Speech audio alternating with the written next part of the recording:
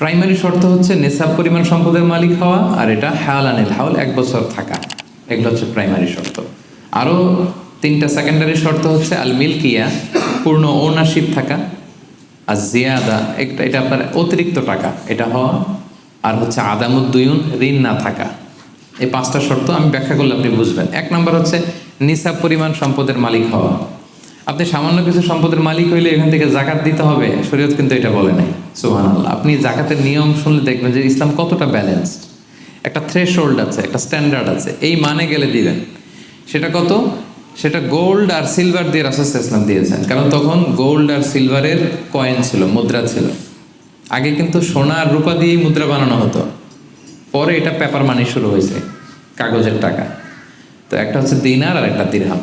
তো রাসূল সাল্লাল্লাহু আলাইহি ওয়াসাল্লাম যে থ্রেশহোল্ড বেঁধে দিয়েছেন সেটা হচ্ছে 7.5 তোলা স্বর্ণ বা 52.5 তোলা রূপা। আই রিপিট, এটা সবাই জানেন আশা করি, যে 7.5 তোলা স্বর্ণ আর 52.5 তোলা রূপা। আধুনিক সময়ে গ্রাম দিয়ে দোকানদাররা হিসাব করে, তো গ্রাম দিয়ে যদি আপনি বুঝেন তাহলে 85 গ্রাম স্বর্ণ অথবা 595 গ্রাম রূপা, এটা হচ্ছে থ্রেশহোল্ড।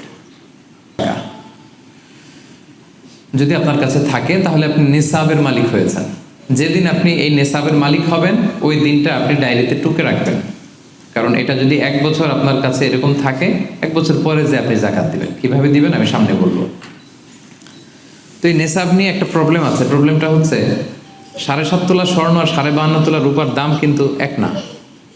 52.5 তোলা রূপার দাম খুব কম, আর 7.5 তোলা স্বর্ণের দাম অনেক বেশি। এটা হইল একটাই কম আর একটা বেশি। ঘটনা হচ্ছে রাসূল সাল্লাল্লাহু আলাইহি ওয়াসাল্লাম যখন এই থ্রেশহোল্ডটা বেঁধে দিয়েছিলেন নিসাবটা, তখন দুইটার মান সমান ছিল। তখন 7.5 তোলা স্বর্ণ দিয়ে 52.5 তোলার মতো রূপা পাওয়া যেত, অথবা কেউ 52.5 তোলা রূপা বিক্রি করলে 7.5 তোলা স্বর্ণ পেত। কিন্তু পরে সিলভার ফল করতে শুরু করলো, ফল করতে করতে আজকে এই অবস্থা। গোল্ড আবার খুব একটা ফল করে নাই, ফলে গোল্ডের স্টেবিলিটিটা এখনো রয়ে গিয়েছে। তো এখন আপনি কোনটা ধরে দিবেন জাকাতটা? যদি আপনি রূপা ধরেন, কথার কথা, রূপা যদি এই 1 ভরির দাম 1000 টাকা হয়, তাহলে 52.5 ভরির দাম কত? 52,500 টাকা। কিন্তু স্বর্ণ যদি আপনি হিসাব করেন, 1 ভরি যদি 50,000 হয়, 7.5 ভরি কত? 3.5 লাখ প্লাস, তাহলে প্রায় 7 গুণ কম বেশি, তাই না? এটা নিয়েই হয়ে গেছে জটিলতা। তো এখন আপনি কোনটা ধরে দিবেন? অনেকে বলে না গোল্ড দিব, কারণ গোল্ড ফল করে নাই, এটার যে স্ট্যান্ডার্ড এটা এখনো বজায় আছে। এটা নিয়ে অনেক আলোচনা, আমি খুব সংক্ষেপে বলি। কেউ বলে গোল্ড দিব, কেউ বলে রূপা দিব। এখন আমি কি বলি? আমি আপনাদেরকে সাজেস্ট করবো আপনারা রূপারটা ধরবেন। রূপারটা ধরলে কি লাভ হবে জানেন? 2 দিকেই লাভ, আপনারও লাভ, যিনি নেবে আরও লাভ। রূপারটা ধরলে বেশি সংখ্যক লোক জাকাত দান করতে হবে, তাই না? আর বেশি সংখ্যক গরিব লোকও টাকা পাবে, কি বলেন? তো 2 পক্ষে লাভ হইল না। এখন প্রশ্ন করতে পারেন, হুজুর ও পাইছে ওর লাভ, আমার লাভ কি? আপনার তো সবচেয়ে বড় লাভ, আপনি সওয়াব পাবেন আখিরাতে। এটা আমাদের বেশি দরকার না? কি বলেন?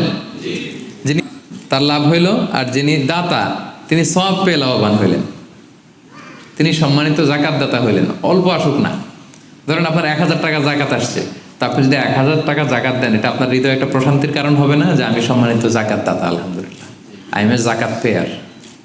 এবং এত বড় একটা ফরজ ইবাদতের লিস্টে যে আপনি ঢুকতে পারছেন, এটাও তো কম কিসে, কি বলেন? এজন্য স্বর্ণেরটা না ধরে রূপারটা ধরবেন। আপনাদের যে টাকা পয়সা, আপনাদের তো হীরা দিয়ে করা দরকার আপনাদের নেশা। এনিওয়ে, তো এজন্য আপনারা রূপারটা ধরবেন, তাহলে লোকজন উপকৃত হবে বেশি, সম্মানিত ভাই এবং বোনেরা। তাহলে 5টা শর্তের প্রথমটা তো বুঝে গেছেন, নেশাব, কি বলেন? নেশাব বুঝে গেছেন না? 2 নম্বর শর্ত হচ্ছে শুধু এই নেশাব পরিমাণ সম্পদের মালিক হইলেই হবে না ভাইরা, এটাকে হাওলানিল হাউল বলে, মানে 1 বছর আপনার কাছে থাকতে হবে। দেখেন ইসলাম কতটা ভারসাম্যপূর্ণ। কিছু টাকা আপনার কাছে থাকলে এই জাকাত দাও না, এটা 1 বছর থাকতে হবে। যদি দেখা যায় যে আপনার সব খরচ শেষে 1 বছর এই টাকাটা আপনার কাছে অলস পড়ে আছে, তাহলে বোঝা গেল যে আপনি সম্পদশালী এবং আপনার অর্থের একটা স্টেবিলিটি আছে, কি বলেন? তাহলে আপনি নেশাব পরিমাণ সম্পদের মালিক হলেন, এবং 1 বছর যদি থাকে, 1 বছর শেষে আপনি জাকাত দিবেন। এই বছরটা কিন্তু সৌর বছর না, সোলার ইয়ারে হিসাব করলে হবে না, এটা লুনার ইয়ারে, চান্দ্র বৎসরে। খেয়াল রাখতে হবে সৌর বছর জানুয়ারি ফেব্রুয়ারি মাসের যে হিসাবটা এটা 365 দিনে এক বছর, কিন্তু যেটা লুনার ইয়ার চন্দ্র বছর এটা কতদিন এক বছর কে জানে? হ্যাঁ 354 দিন, রাইট, 354 দিন, সামান্য কিছু সময়। তো 11 দিনের কিন্তু এখানে ডিফারেন্স আছে, 11 দিনের ডিফারেন্স আছে। তো আপনি হিসেব করবেন হচ্ছে চান্দ্র বছর অনুযায়ী, সৌর বছর অনুযায়ী না। তো সৌর বছর অনুযায়ী যদি করেন তাহলে আপনার জাকাত কিন্তু 2.5% থাকবে না। চান্দ্র বছর অনুযায়ী আপনার 2.5%, সৌর বছর করলে ওইটা 2.58% হয়ে যাবে, একটু বাড়বে না? কারণ কতদিন বেশি? 11 দিন বেশি, পার্সেন্টেজও বেড়ে যাবে, তখন কিন্তু জাকাত আপনার 2.5% থাকবে না, 2.58%। বলার আগে বুঝে যায়, কারণ সব ব্যবসায়ী সারাদিন ক্যালকুলেটর নিয়ে কোত্থেকে শিপমেন্ট হইলো, কত মিলিয়ন গেল, কত মিলিয়ন ঢুকলো, সব মুখস্থের জন্য বলার আগে বুঝে ফেলতেছে চটচট করে, মাশাআল্লাহ। তো তখন আর 2.5% হচ্ছে না, 2.58% হচ্ছে।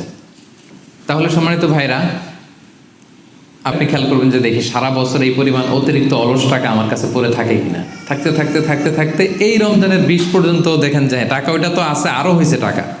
তো তার মানে আপনি এখন জাকাত দিবেন, যেহেতু নেসাবের মালিকও হয়েছেন, আবার পূর্ণ একটা চন্দ্র বছরও আপনার অতিক্রম করেছে, স্থায়ী হয়েছে, তখন আপনি জাকাত হিসাব করবেন। তাহলে দুইটা শর্ত বুঝলেন না? 3 নাম্বার হচ্ছে ওনারশিপ, আপনার মালিকানা থাকতে হবে, যে সম্পদটা আছে খালি আপনার কাছে টাকা থাকলেই হবে না, এটা কমপ্লিট, আরবিতে তাসাররুফ বলে, কমপ্লিট ওনারশিপ আপনার থাকতে হবে। এখন একজনের আমানতের টাকা আপনার আছে, ওইটা আপনি জাকাত দিতে পারবেন? একজন 5 লাখ টাকা আমানত রাখছে, আপনি এটা জাকাত দেওয়া শুরু করছেন, হবে? সেটা তো উনি জাকাত দেবে, এটা তো আপনার আমানতের টাকা, এই টাকা তো আপনার বুঝাই দিতে হবে। তো আমানতের টাকা কিন্তু কমপ্লিট ওনারশিপ আমার থাকে না, এটার হিসাব আমি করবো না, তো এটা বুঝে গেলেন। 4 নাম্বার হচ্ছে এই টাকা আপনার অতিরিক্ত হইতে হবে, আরবিতে বলে জিয়াদা।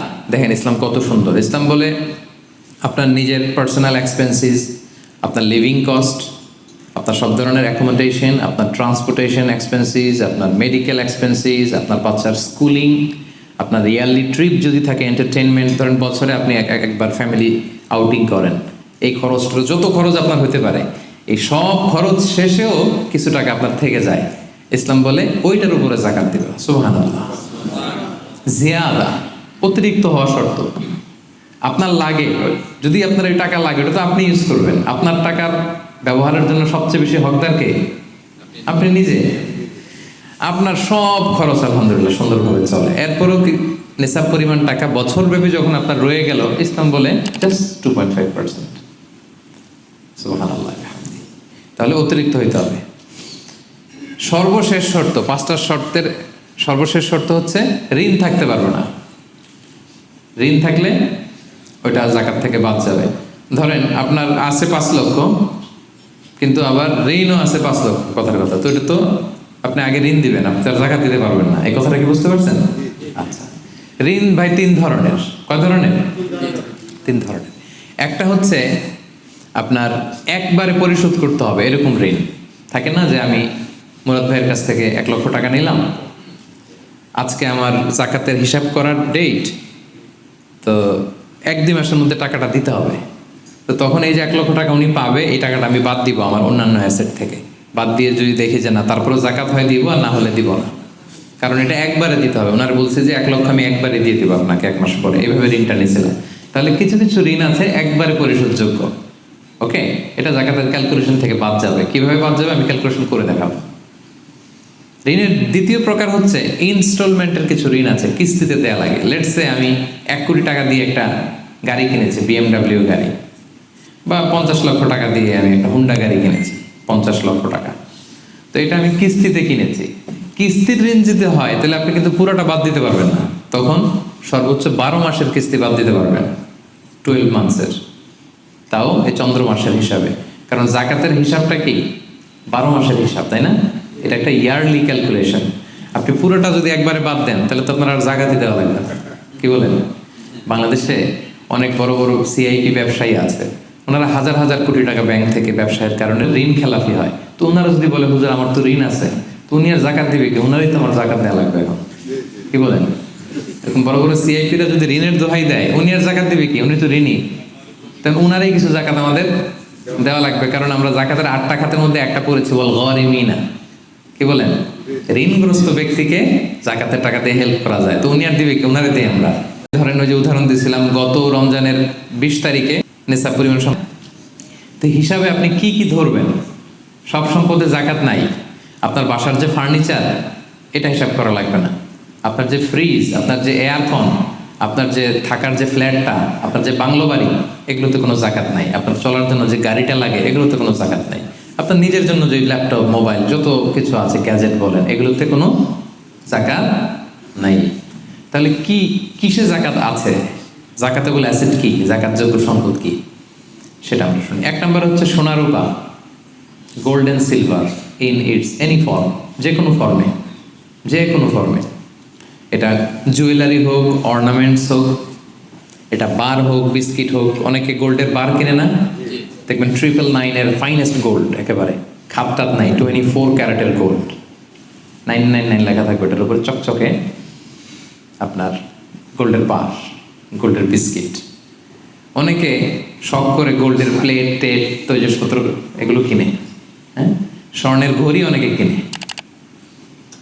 পুরুষের জন্য কিন্তু স্বর্ণের ঘড়ি, আংটি কোনোটাই পরা বৈধ না। কিন্তু যদি কেউ কিনে, স্বর্ণের কলম আছে, শখ করে কিনে অনেকে, টাকা রাখার জায়গা পায় না, তো ভাবে যে একটা কলম কিনে ফেলি স্বর্ণের, তারপর স্বর্ণের ঘড়ি, স্বর্ণের এই সেই। তো এরকম জুয়েলারি বলেন, তৈজসপত্র বলেন, যা যা আছে আপনার সব হিসাব করতে হবে in its any form. Gold and silver, এটা জাকাতেবল অ্যাসেট। বোনেরা অনেক সময় প্রশ্ন করে যে যেই গহনা আমি পরি, এটারও কি জাকাত দিতে হবে? ইখতিলাফপূর্ণ মাসালা, বিশুদ্ধ মত হচ্ছে দিতে হবে। 3 মাযহাব বলছে দেয়া লাগবে না, ইমাম আবু হানিফা বলছে দেয়া লাগবে, এবং আবু হানিফা রাহিমাহুল্লাহর কথাটাই ভ্যালিড, বেশি যুক্ত।